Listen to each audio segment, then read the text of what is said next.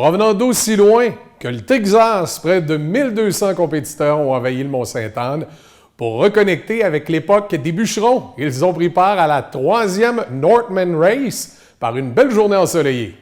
Tu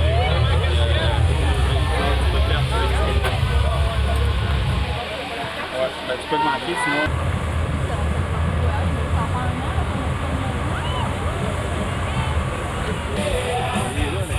D'après moi, on va être autour de 1200, qui pour le Mont-Sainte-Anne, c'est encore une belle progression. Dans les derniers jours, là, on a un gros boom. Là. La température, je pense, a été de notre bord.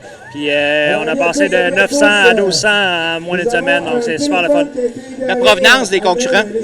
On en a vraiment de partout. J'ai beaucoup d'Américains. Je me suis fait des amis beaucoup aux États-Unis quand je travaillais pour la compagnie américaine. Puis là, avec le temps, finalement, il y en a beaucoup qui sont descendus. Je pense que les plus loin que j'ai vus, c'était du Texas.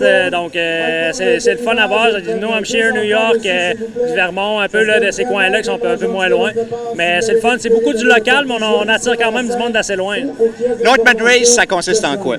C'est une course de bûcherons. On rend hommage à nos ancêtres, finalement, là, qui travaillaient le bois dans le temps où ça se travaillait à la soie du front, puis à l'assiette, puis au hache. Donc, on essaie de faire un clin d'œil à ça en les honorant, puis en rendant le tout le fun, accessible à tous. Là, c'est sûr, on a des gens plus habitués en arrière de nous avec les dossards. Plus tard dans la journée, on va avoir les parents-enfants, puis ensuite les gens des classes ouvertes, où là, les règlements sont beaucoup plus faciles, les parcours sont plus faciles aussi. Là. Très forte participation féminine. Oui, quand même, c'est le fun. Là, les premières années, tu vois, c'est pas toujours égal, là, mais là, on rapproche l'égalité. Je pense que les filles sont de plus en plus fortes, sont de plus en plus confiantes, puis ça leur fait plus trop peur, ces choses-là.